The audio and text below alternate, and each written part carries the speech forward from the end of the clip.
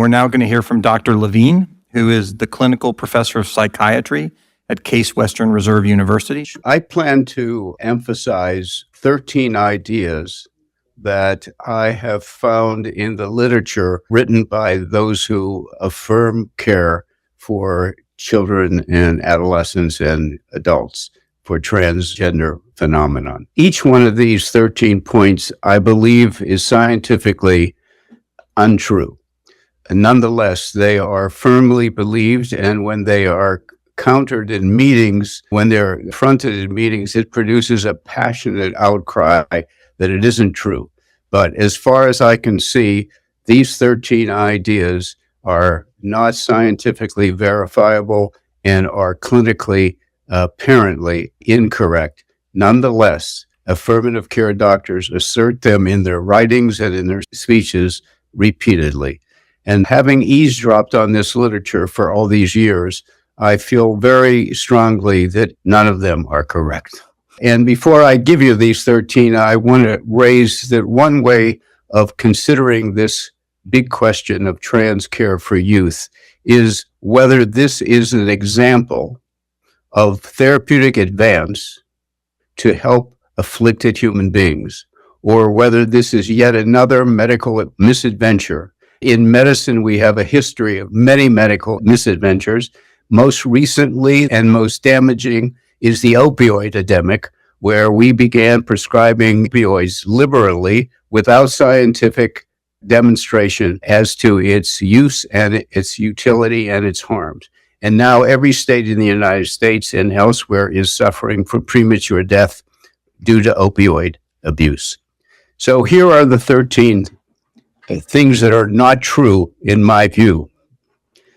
A trans identity, once established, is immutable, unchangeable, unchanging. This is clearly not true. Second, trans identities are primarily caused by prenatal biologic forces.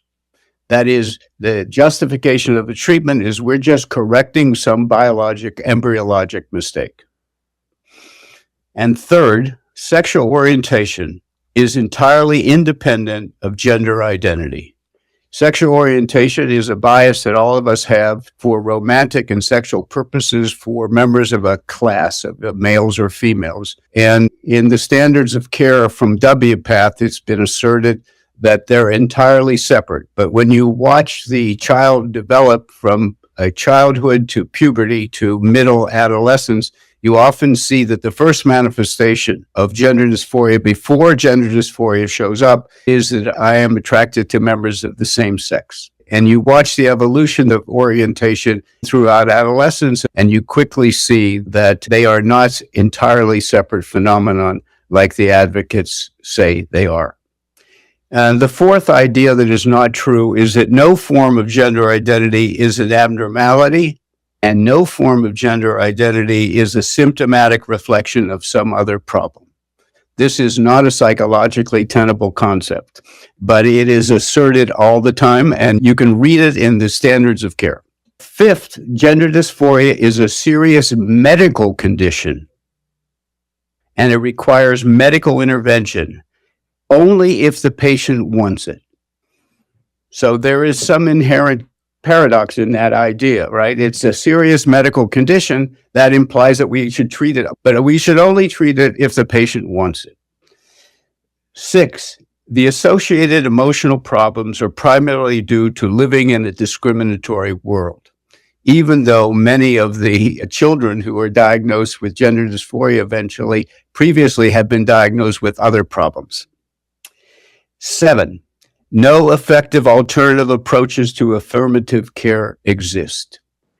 This is the only thing that will save your child, we tell parents. And many of the practitioners actually believe there are no alternate approaches, but Dr. Laidlow just told us about an alternate psychiatric approach. 8, attempts to provide psychotherapy are unethical versions of conversion therapy and should be outlawed.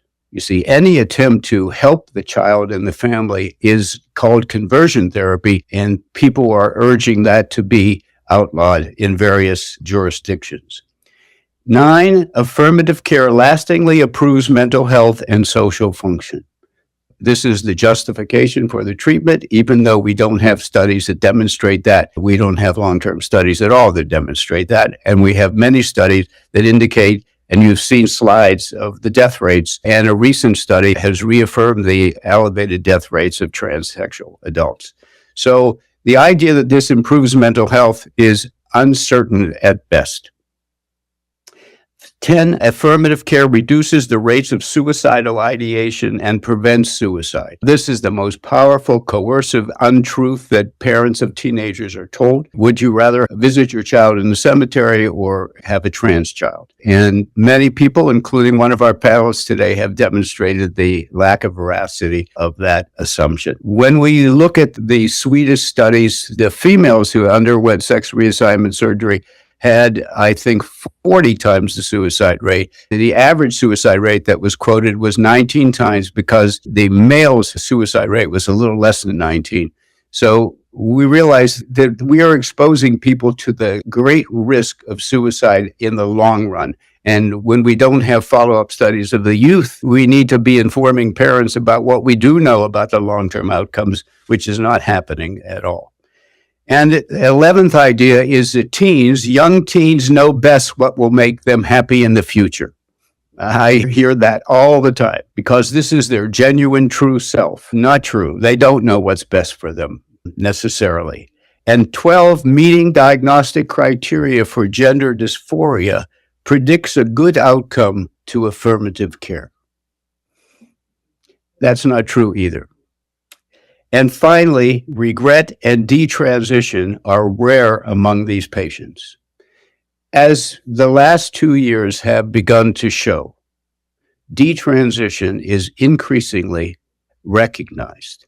When people assert that regret is rare, it's because they're defining regret as telling their original therapist that they wish they didn't undergo this, or asking to have their body rechanged back to their original form, which is a very limited concept of what regret represents. So these 13 ideas stand as a monument to the assertions that affirmative care, the science of affirmative care, has already established its superiority in its benefit. If ideas that underpin intervention are not true, are not correct, how can we trust the intervention itself?